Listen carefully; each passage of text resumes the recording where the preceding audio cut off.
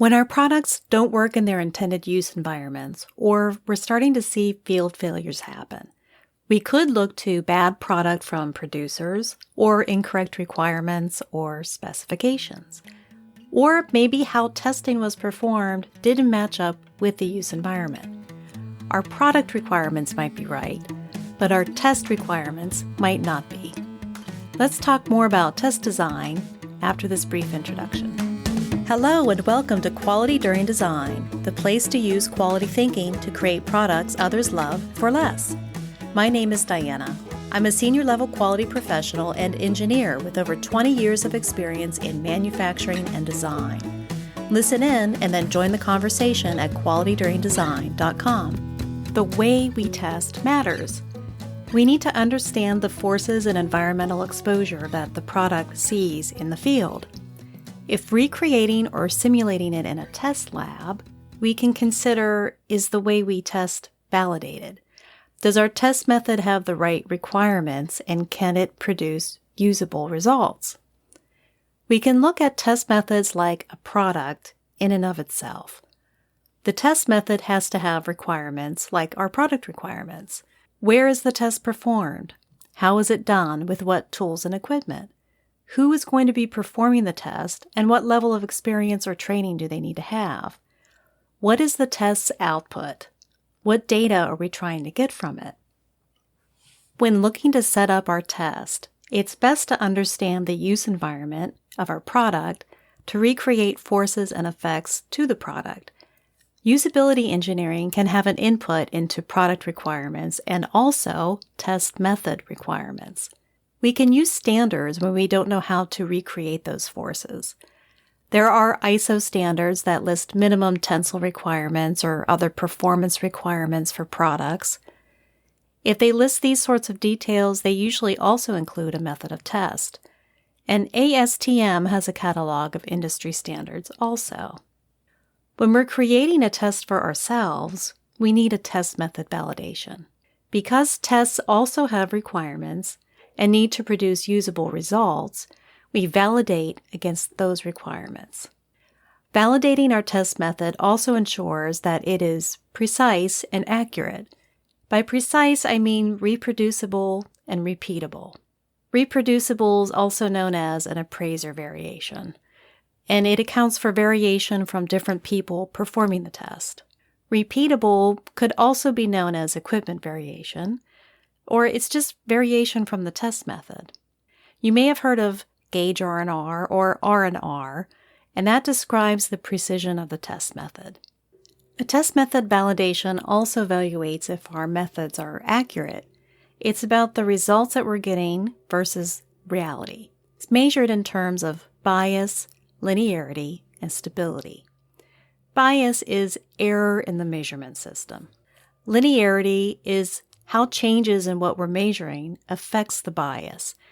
And stability is about how our test method is over time and multiple uses. Stability is when if you measure the same part over time, do you get the same result? About precision and accuracy, we can visualize it like shooting arrows at a target. We're precise if our arrows are clustered around each other anywhere on the target. We're accurate if our arrows are clustered about the bullseye. The individual test method itself is important, but also important is the condition of the parts. When we test, we rarely test a part for one performance measure. We have a series of tests to conduct.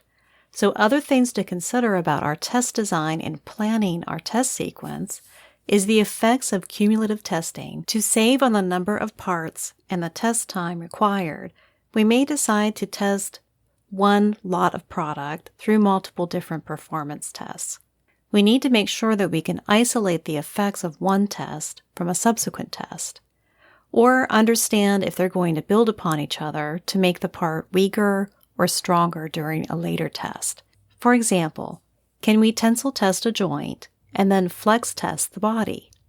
Does the tensile test weaken our part body, so now the flex test results are in question? Another example, are we exposing parts to a liquid as part of one test, and then that liquid eats away at our parts over time, so a subsequent test fails? Another thing to consider about test sequence is, does the test exposure make the parts stronger? For example, to age products in a lab environment, we can use temperature and humidity to accelerate the process. But temperature and humidity may also cure our products, making them stronger and giving us tested strength results that would be higher than reality. Other things to consider about test methods is, as part of the acceptance criteria of a test method, we can use visual quality standards. We covered that in a previous podcast. We also need to be careful when choosing the product to test. We talked about the importance of production equivalence in another earlier episode also. To conclude all of this, we can think about test methods themselves as having requirements. We validate our test methods against those requirements to ensure that we're getting usable results. Part of making sure our results are usable is understanding the precision and accuracy of the test method. And having a validated test method is one step. Another step is ensuring that our total test flow of multiple tests doesn't interfere with results. Test methods, test method validation, and gauge R&R can get complex. You can talk with your quality engineering friends about how to best execute on your test method validations. I'll also include some links in the podcast blog. What is today's insight to action? Realize that sometimes test methods are tied to our product's particular use environment. What was done for one similar product may not be suitable for another product. If you're planning to run a test for your product, make sure it's a validated test method.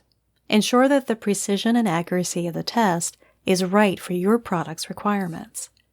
When creating a test plan for your product, watch out for effects caused by cumulative testing on product. Please visit this podcast blog and others at qualityduringdesign.com.